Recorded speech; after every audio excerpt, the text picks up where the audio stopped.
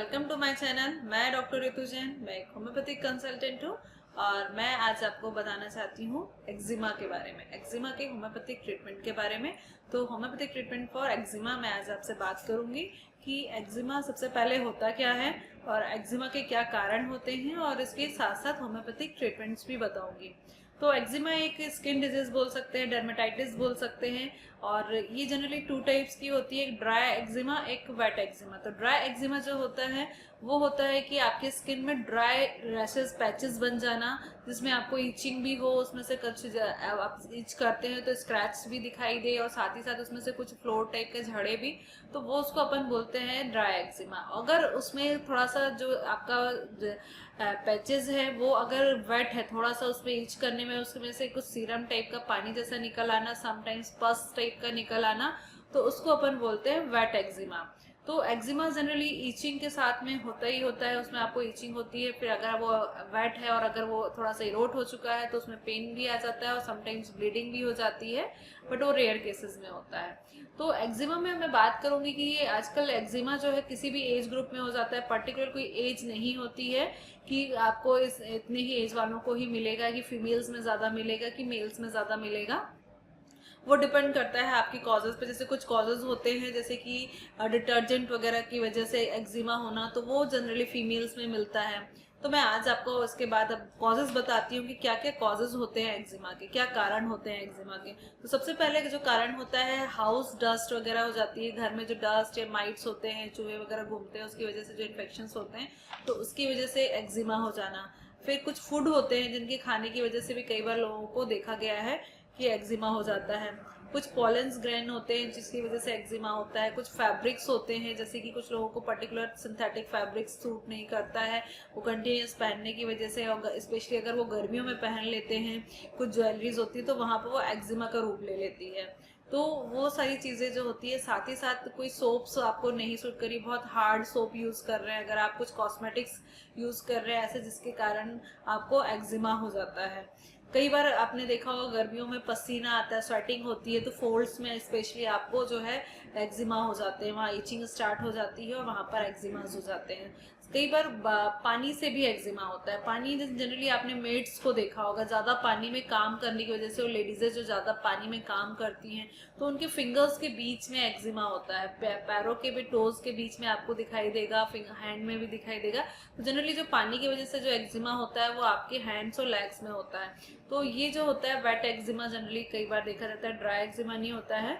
तो इसमें से कई बार एकदम स्किन आपकी वहाँ की थिन हो जाती है और इचिंग होती है कई ज़्यादा, और इचिंग करने की वजह से वहाँ पर स्क्रैचेस आ जाते हैं, कई बार ब्लीडिंग भी होना शुरू हो जाती है और काफ़ी पेनफुल होता है।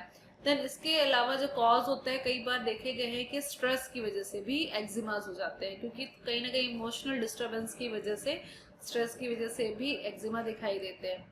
और जनरली अब मैं बात करूंगी, जैसे मैंने अभी बताया कि एक्यूट और क्रॉनिक दो टाइप के होते हैं, और ड्राई और वेट एक्जिमा होते हैं, और कॉजेज बताए मैंने।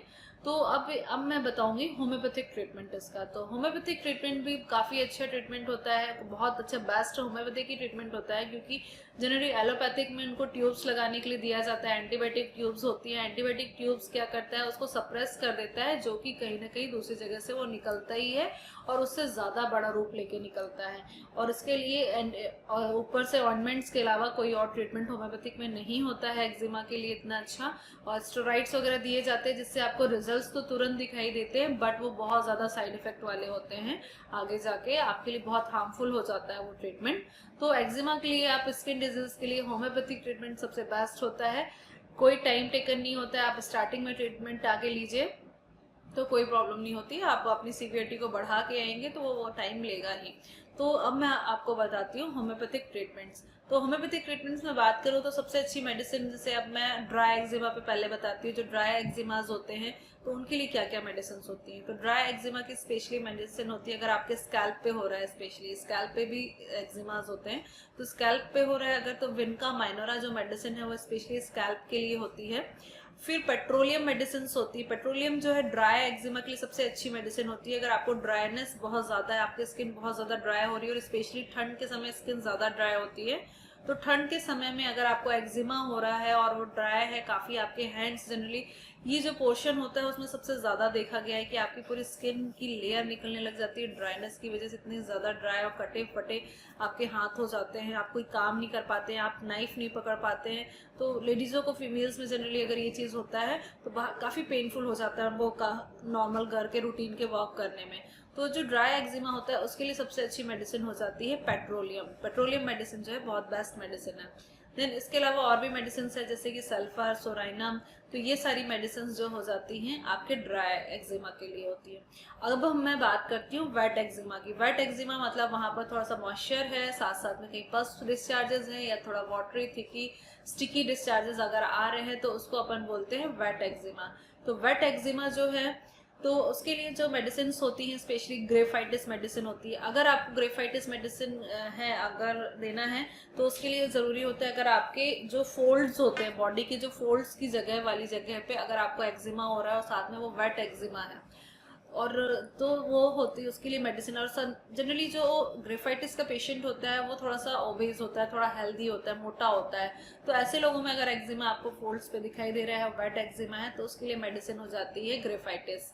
देन नेक्स्ट मेडिसिन है मेजेरियम। मेजेरियम भी मेडिसिन एक टॉप मोस्ट मेडिसिन है एक्जिमा के लिए। मेजेरियम जो कि ऑल टाइप ऑफ एक्जिमा पे वर्क करती है, साथ ही साथ स्पेशली वेट एक्जिमा में करती है। वेट एक्जिमा में स्पेशली अगर ड्राई एक्जिमा में भी वर्क करती है। मैंने जैसे बताया कि सबसे अच्छी मेडिसिन है। तो स्कैल्प पे क्या होता है, आप स्कैल्प पे भी अगर आपको डैंड्रफ लग के आपको एक्जिमा हो गया है, बहुत उसमें स्केल्स निकल रही हैं, या तो आपके कान के पीछे में कई लोगों को देखा गया है कि एक्जिमा हो जाता है और वहाँ से पस डिस्चार्जेस होते हैं। तो जनरली बच्चों में ही ज़्यादा देखा गया है, कान के पीछे आते हैं मेरे पास पेशेंट्स, कान के पीछे एक्जिमा या नेक पे एक्जिमा। तो ये सब चीज़ों के लिए मेजेरियम मेडिसिन सबसे बेस्ट होती है। और वेट एक्जिमा के लिए स्पेशली आप मार्क्सॉल और अदर मेडिसिन भी होती है, नाक्सोमिका भी है, नेट्राम्यूर भी मेडिसिन होती है, और भी बहुत सारी मेडिसिन होती है। बट वो सिम्टम टू सिम्टम्स वेरी करती हैं और वो आपके सिम्टम्स पे डिपेंड करती है, पर्सन टू पर्सन वेरी कर जाती है मेडिसिन, हर पर्सन की कॉन्स्टिट्यूशन पे डिपेंड कर जाती है। और अगर इसके अलावा आपका कोई ट्रीटमेंट चल रहा है और आपको ये इन्फॉर्मेशन अच्छी लगी है और इसमें आप कुछ और भी जानना चाहते हैं तो मुझे कमेंट करके ज़रूर बताइए। आप कमेंट करेंगे तो मैं उसका आपको सोल्यूशन ज़रूर बताऊंगी, उसका आंसर ज़रूर दूंगी। और आज का वीडियो अगर आपको अच्छा लगा है तो मेरे वीडियो को लाइक करना ना भूलिए। और साथ ही साथ अगर आपको अच्छा लगा है, आप अपने ये इन्फॉर्मेशन शेयर करना चाहते हैं अपने फ्रेंड्स के साथ, अपने रिलेटिव्स के साथ में, तो आप उसको शेयर करिए और साथ ही साथ सब्सक्राइब करना भी ना भूलिए मेरे चैनल को। Thank you.